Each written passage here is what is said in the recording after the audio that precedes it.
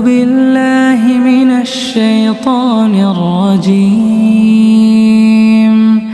بسم الله الرحمن الرحيم. Assalamu alaikum shikues të nderuar. Ja ku po takohemi për herë të parë me emisionin Biseda e Ramazanit. Jemi në 10-shën e fundit të muajit të bekuar të Ramazanit, një periudhë shumë e rëndësishme për çdo besimtar.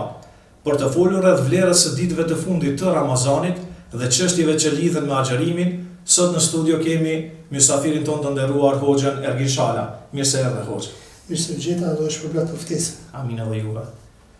Derisa tashmë kemi hyrë në 10-shën e fundit të Ramazanit, është me rëndësi të flasim për pjesën e fundit të këtij muaji dhe për çështjet që lidhen me plotësimin, gjithashtu dhe me kompensimin e agjërimit. Nga pjesa e fundit të Ramazanit Hoxh, është edhe nata e katërt. Na tregoni pak se çfarë vlere ka kjo natë dhe kur mund të jetë ajo. Dhe në pyetja tjetër, a ka ndonjë shenjë të veçantë që e dallon pikërisht këtë natë? Bismillahirrahmanirrahim. Alhamdulillah wassalatu wassalamu ala rasulillah. Shikues të nderuar, siç e potencoi dhe vllai jon i nderuar hadisi, Allah shpërblet me të mira, sonte do të flasim për natën e Kadrit, inshallah, dhe disa gjëra të tjera që kanë të bëjnë me muajin e bekuar të Ramazanit.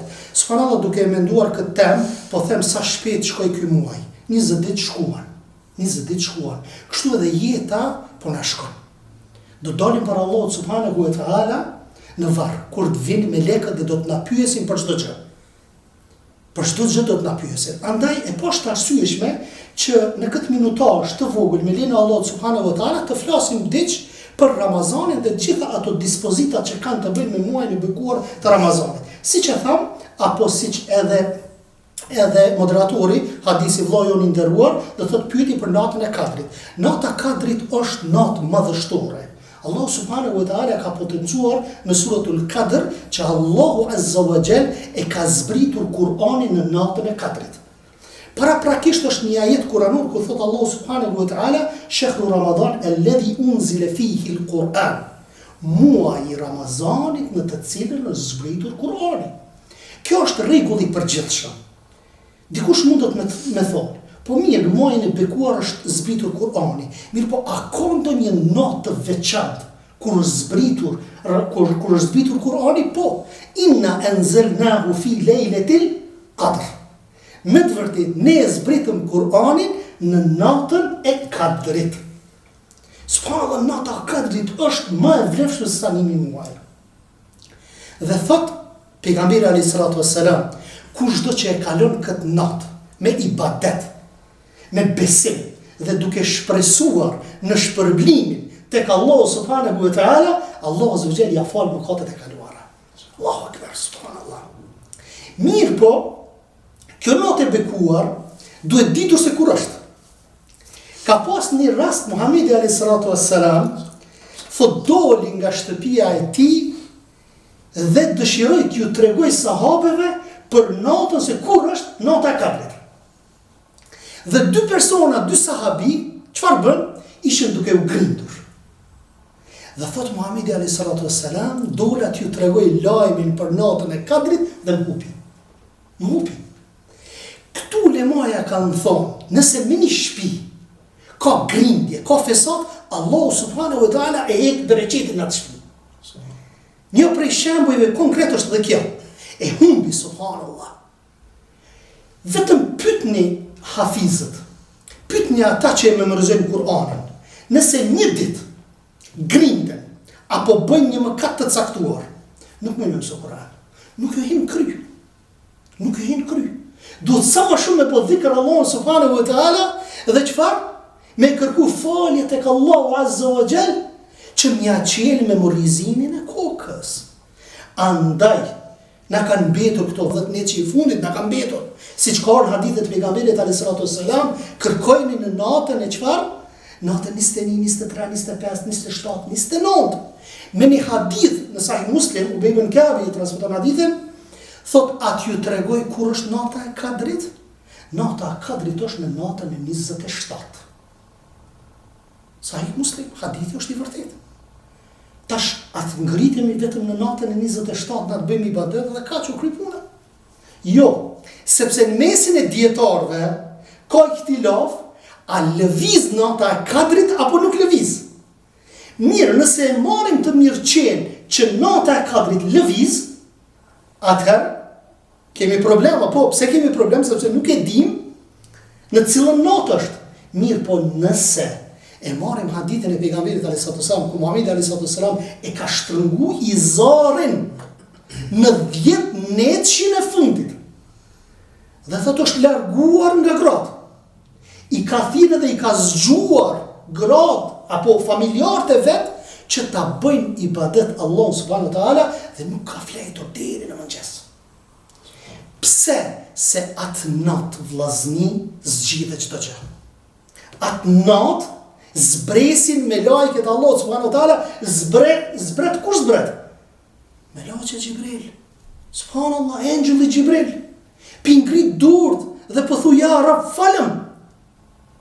Atë natë po zbret meleku Gjibril. Është ajet Kur'anor suratul Duhan. Që atë natë është urdhër i prerë, është kaderet për hapen. Sepse na kemi kadere vjetore, kadere të jetës, kaderet natës.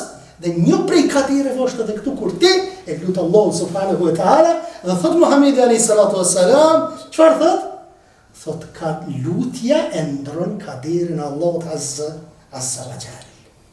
Andaj, shtoni ibadetet në këtë 10 netëshin e fundit, lexoni Kur'an sa më shumë, bëni dua. Ata që kanë mundësi me pushu, le të pushojnë, sepse nuk e dim o vllazni, vallahi nuk e dim vitin tjetër do të jemi gjallë. Kemi plot shembuj që vjet apo par vjet kanë qenë me neve dhe sot nuk janë. Andaj shtoni ibadetet me lejen e Allahut subhanahu wa taala.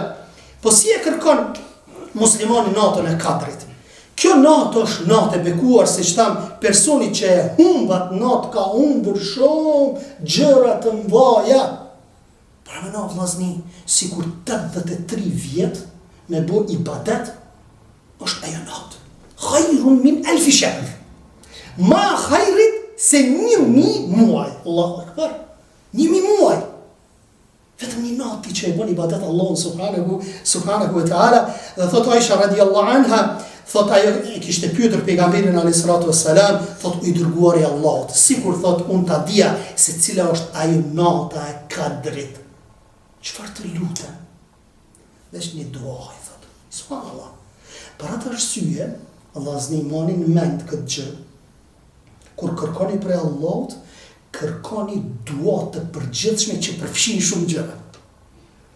Për me ul pak nivelin, mos thuaj, o Allah, ma mundso ta blej një kerr, o Allah, ma bën një shtëpi, o Allah këtë dhe këtë. Ja Rab, më jep rizq të hajrit, më jep pasuni, më anë të pasunisë ti i bën atë gjëra. Dhe çfarë thot pejgamberi alayhis salatu wassalam?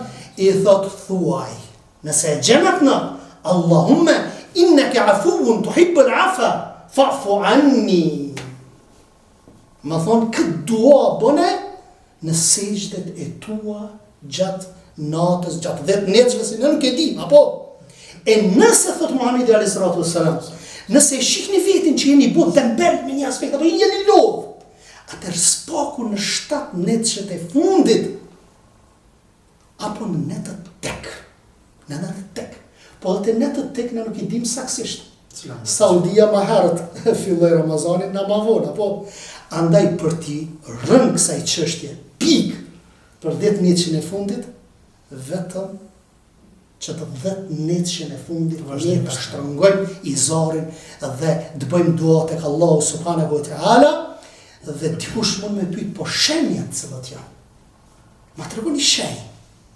Një prej shenjave është që kur lind dielli në natën e Kadrit mëngjesi, apo lind sikur një rumbullak pa rreze. Është një natë e qetë. As ftoft e as nxehtë. Nëse e shihni këto, dijeni që atë natë ka qenë nata e Kadrit. Allah i shpërbleft Hoxha. Se i përket edhe këtyre ditëve të fundit, shpesh po dëgjojmë edhe për itikafin. Çfarë është itikafi Hoxha dhe cili është qëllimi i tij? Itikafi është i pëlqyer në Ramazan. Është prej suneteve të pejgamberit alayhis salatu wassalam, ku Muhamedi është i pëlqyer edhe në Ramazan, edhe jashtë Ramazanit. Muhamedi alayhis salatu wassalam vllazni shikues të nderuar, ka bërë 10 ditë, apo 10 në 10 ditë, sido që i thua, në muajin Shawwal ka bo itikaf. Mirë po, e pëlqyeshmi është, më mirë është në Ramazan. Muhamedi a.s. çdo herë ka bërë itikaf në 10 ditë që në fundit të Ramazanit, siç tani po him ne, apo siç kemi hyrë vetë, në vitin e fundit të vdekjes i ka bërë 20 ditë itikaf. 20 ditë itikaf. Bukur, ulemaja kanë sqaruar çështjen e itikafit, kanë thonë që duhet me një vend që falet xhumaja, që falet 5 vakti, por se janë edhe disa kushte, disa gjëra që duhet të largojmë dhe të ruhemi gjatë itikafit. Çka? Nuk duhet të kesh marrëdhënie me bashkëshortën tënde, apo sepse prishet. Pastaj raste specifike lejohet që të dalësh, apo nëse nuk ke marrë gruaja apo fëmijët e tu, e vëlla dyrt me ardh ushqim në të dhonë, lejohet me shku për nevojat e tua personale, lejohet me shku dhe nuk ka asnjë problem. Bile, Aisha radhiyallahu anha se e dini se xhamia pejgamberit alayhis salam ka qenë gjithë me shtëpinë e tij.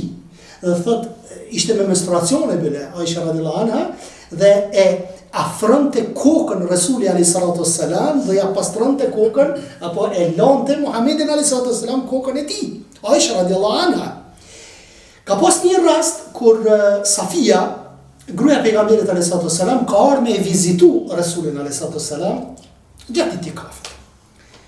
Dhe lejohet, është normale që kjo lejohet. Dhe pastaj çfarë? Masi që e ka kryer do thot atë vizitën, Muhamedi alayhis salam ka qenë natë, edhe ka marrë për me çu deri tek shtëpia. I ka pa 2 sahabi. Dhe kur ata 2 sahabi e kanë por Muhamedit alayhis salam me një grua, janë turpnu para ti dhe janë largu, i kanë hapat, i kanë më të shpejta i kanë bo. Dhe Resuli alayhis salam, që ka qenë prej njerëzve, që çdo dyshim, apo çdo dyshim të shejtanit që mundet me fut, me cyt tek njeriu, e kanë ndërprej me njëherë. Thot, o ju filon, hajdeni këtu, kjo është gruaja ime. Subhanallah. Thot, a dyshojmë ne tek ti, Rasulullah? Nuk është çështje e dyshimit, i sot ndoshta nuk dyshon, por se nesër çfarë bëhet? Vjen shejtani që sillet në për anë të gjakut dhe çfarë? Të fut dyshime dhe ti i bën dëm vetes, duke akuzuar Resulin alayhis salam.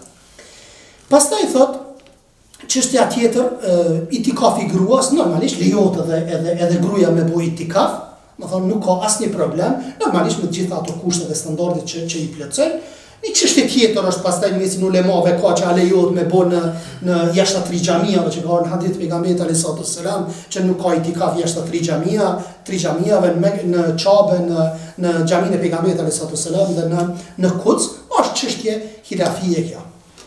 Po Allah. Allahu shpërblet hoxh. Gjithashtu kuptohet se një obligim tjetër shumë i rëndësishëm në fund të muajit Ramazan është edhe zakatul fitri. Çfarë është zakatul fitri dhe a jepet me ushqim apo mund të jepet edhe me para? Zakatul fitri që tek ne thon vitrat. Gabim është ja. Vitr është një. Apo ose thot zakatul fitr ose thot sadakatul fitr.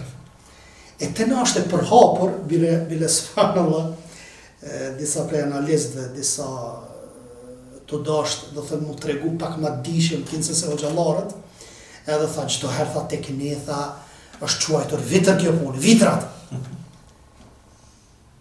A e ke me të njime me i thona, a ke me të lexume? Nëse i ke me të njime, në rregull jemi, po me të lexume nuk është kështu. Sadakatul fitri apo zakatul fitri është fars, është obligim. Hajde s'po i themi fars, po i themi wajib. Se pak të merron kur t'ju themi fars. Po farzi wajibi vetëm tek Hanefit dallon, ndërsa tek mezhebe tjera nuk dallon. Çështja tjetër është, siç e bëre pyetjen vllai nderuar Adis, që a lejo të jipet me para apo duhet jipet me ushqim. Esenca është vllazni që duhet jipet me ushqim. Muhamedi alayhis salam ka urdhëruar që të jipet me ushqim, me ushqimin e atij vendi, një tas apo gjysmë tasi. E pastaj ulemaja kanë sqaruar domethën punën e grushtit, nisa që është, apo e kanë komentuar, e kanë sqaruar sa mund të jetë nisa, apo kanë thonë diku 2.5 kg, 3 kg, 1.9, 2, domethën varësisht nga llojet e ushqimeve e kanë vlerësu dhe kanë ardhur në përfundim që zekatul fitri jipet me çka? Jipet me ushqim. Dhe më afër sunetit pejgamberit alayhisalatu wassalam është që të jipet ushqim. Më thonë kjo është sa i përket kësaj. Pastaj thot siç tham sasia zekatul fitrit është një sa, kujt i dedikohet, i dërguar Allahu sallallahu alaihi wasallam e bëri obligim zekatul fitrin si pastrim për agjëruesin. Më thonë ti që të Ramazanit ke bona e gjuna vëlla. Ke bona e gjuna. Andaj që ky sadakatul fitr në fund të pastron nga ato gjunoje që i kin raport me Allahun azza wa jall. Mirë po, ato gjunoje që i kin raport me robin, Allahu na përzihet atë. Duhet me shku me kërku halal, ja. Kërkoj për halal, ule vetin poshtë, para Allah. Ule vetin poshtë, Allah kush e ul vetin për hir të Allahut, Allahu azza wa jall e ngrit lart. Për atë arsye zekatul fitri çka? Ato gjunoje që i kin raport me Allahun, Allahu azza wa jall t'i fshin, subhanallah. Pastaj thot koha e nxjerrjes së zekatul fitrit është shumë më rëndësi. Është shumë më rëndësi. Po e dhoj zekatul fitrin mas namazit bajramit, eci zekatul fitr, nuk kiti zekatul fitr, por se ki një sadaka të thjesht. Sadaka normale. Dhe disa kanë komentuar, kanë thonë, sa ma ofër namazit bajramit, apo ditën e fundit, me thonë është ma mirë, po lejohet 2 ditë, 3 ditë. Ose për shembull disa organizatat të caktuara që i mbledhin apo edhe dojnë me i shkep, mund është me thonë ma herët, por se ata japin 1 ditë, 2 ditë para kësaj. Po, që po ashtu ka dhe njerëz që për arsye të ndryshme nuk kanë mundur të agjerojnë disa prej ditëve. Si bëhet kompensimi i këtyre ditëve dhe a duhet kompenzohen më njëherë pas Ramazanit apo mund të bëhet edhe pak më vonë? Kompenzimi i asaj që nuk ka mundur të agjeroj, nuk është kusht që të bëhet më njëherë pas Ramazanit. Aisha radhiyallahu anha thot kam pasur disa ditë, se normalisht gratë i kanë mujoret, apo. Dhe ka pasur disa ditë që nuk ka mundur të agjeroj. Dhe ka agjeruar në muajin Shaaban. Ka agjeruar 1 muaj para Ramazanit. Më dhënë e kalon diku 10 muaj pas. Mirë po, a është më mirë më shpejt? Pa dyshim që është më mirë më shpejt. Dhe thotë Allahu subhanahu wa taala, dhe nxitoni në rrugën drejt faljes nga Zoti juaj.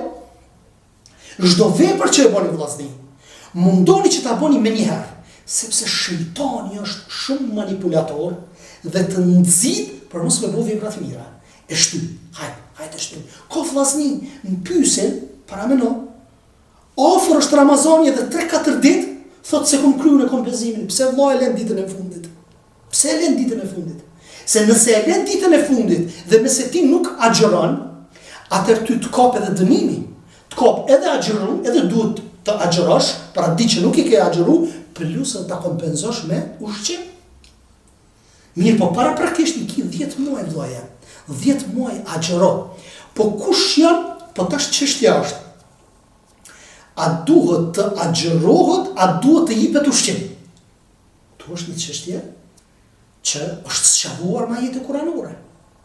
Ka qenë ajet kuranor, ka qenë, akoma është, që thotë Allahu subhanahu wa ta'ala, në fillim çfarë? Thotë, përsa i përket atyre të cilët e kanë të vështirë agjerimin, ata kanë të drejtë zgjedhjeje, të agjerojnë, ose të ushqejnë nga një të varfër çdo ditë. Kjo ka qenë fillet e para të Islamit. Edhe kushdo që s'ka mujt me agjeru, thjesht hajtë se s'ka mujt me agjeru, çka ka bu? E ka pagu. Mirë, po ky ajet si dispozit është anulu, është abrogu. Shkenca abrogimit që është, apo nësë mësu.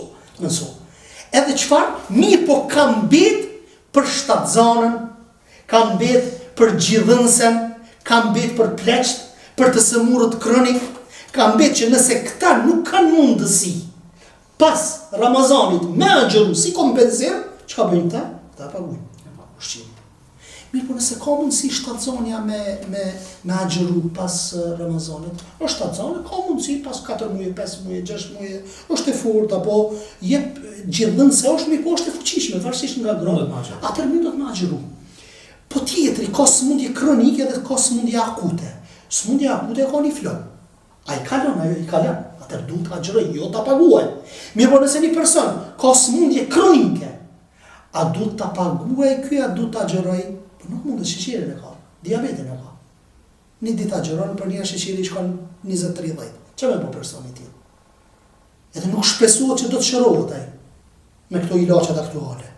Atër ky duhet të paguaj. Pagesa çysh bëhet e ushqimit?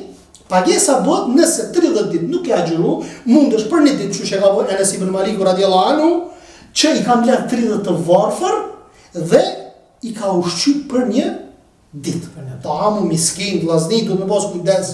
Son pisho, dikush që nuk mundet me agjëru, shkon i mbledh vllaznit, hajde pyet çes iftar se baba s'ka agjëru. A him në kategorinë e miskinëve?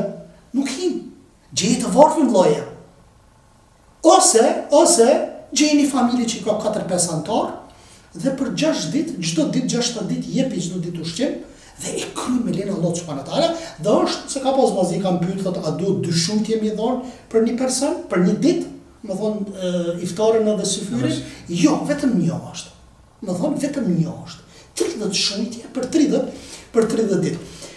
Bile Ibn Abbasi pastaj thot se a du të agjeron të ashtë të kompenzimit, a du të bën vazhdimësi, kështu hiq pa ndërprerje, e thot nuk ka problem. Sot një ditë, nesër, mas 2 ditë e një ditë, e rëndësishme është që brenda 11 muajve, derisa të vjen muaji tjetër, derisa të vjen dhe të Ramazani i viti tjetër, të agjerohet kur do që ti ke mundësi dhe nuk ka diçka obliguese që thot që çdo ditë duhet me agjeru. Po nëse vdes dikush që e lë pa agjeruar, çish është çështja? Kush vdes dhe ka agjeruar, ka agjerim të zotuar pa kryer, agjeron përgjithësi, thot pejgamberi sallallahu alajhi wasallam, kush vdes dhe ka pasur agjerim për të kompenzuar, le të agjeroj përgjithësi i tij. Ka një person te pejgamberi sallallahu alajhi wasallam, edhe ka thënë ja Rasulullah, thot e pyeti, thot nëna ime vdiq edhe ka mbetur 1 muaj pa agjeruar. Thot çfarë të bëj? Rasuli alayhi salatu wassalam i tha, po tha borxhi i Allahut është më parsor që të kthehet. Ky është borxh. Ky është borxh. Dikush ka agjerim zotimi. Për shembull është zotuar tek Allahu subhanahu wa taala që unë kam agjeru ja rap 3 ditë. Edhe ka marrë zoti shpirtin. Nuk i ka agjeru. Çka më bë? Du të agjeroj pasarësi i tij. Pastaj hilafi është nëse se ka agjeru Ramazanin. Ka vdek pas Ramazanit me njëherë, çfarë të bëj pasarësi i tij? Disa kanë thënë lejohet me agjeru, disa kanë thënë duhet me pagu. E rëndësishme duhet me kompenzu. Patjetër, sepse e ka obligim. E ka obligim. Nëse është smut, ajo nuk ka mujt me agjeru, dhe çështja është, domethënë që nuk Allahu nuk ngarkon për te mundësive. Allah shpërblet të gjergit. Atëherë pa humbur kohë po vazhdojmë me pyetjen tjetër. Pra si bëhet shlyerja e agjerimit në rast se agjerimi prishet gjatë ditës? Nëse prishet gjatë ditës, po më varet tash si prishet dhe për çfarë prishet. Nëse prishet pa dashje, atëherë Muhamedi alayhi salatu wassalam, a dini çfarë ka thonë? Thotë Allahu subhanahu wa taala e ka ushqyer atë rob. Thonë e ka ushqyer bile subhanallah, është e çuditshme, disa dietarë kanë thonë, në pas këtij hadithi që Allahu e ushqen, nëse shihni dikonin duke ngrënë apo pirë gjatë Ramazanit, gjatë ditës sot lena mos e ngusne.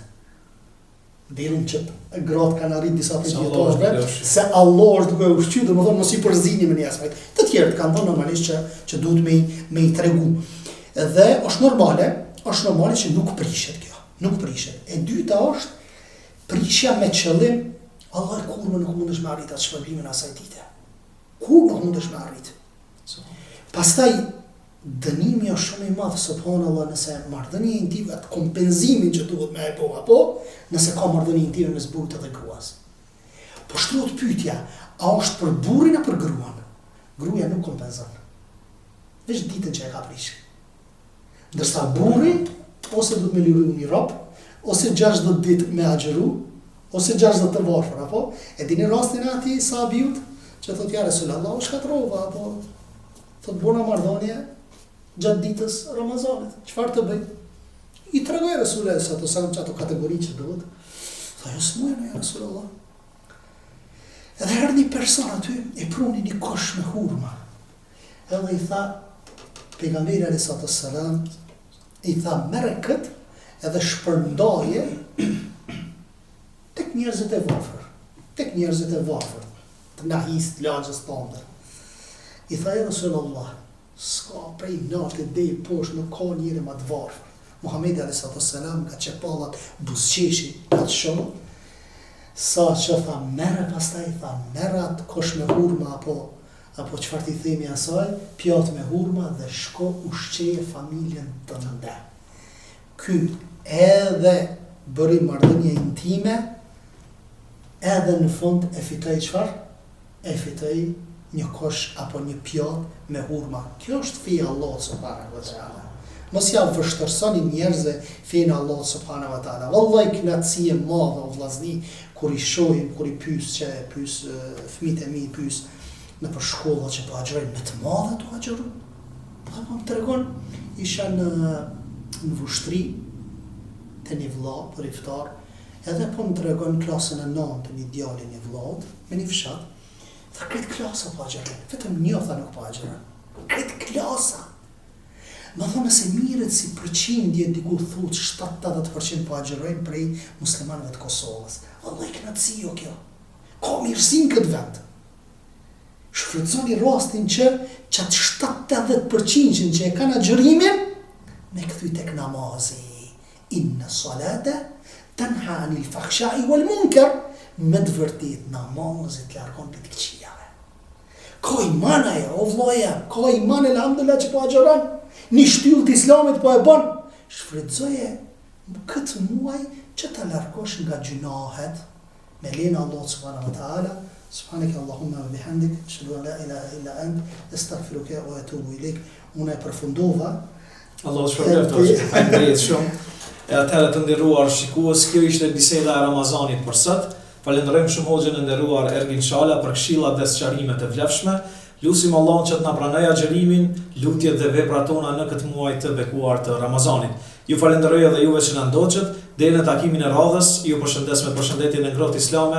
Assalamu alaikum wa rahmatullahi wa barakatuh. Inna Allaha wa malaikatahu yusalluna 'alan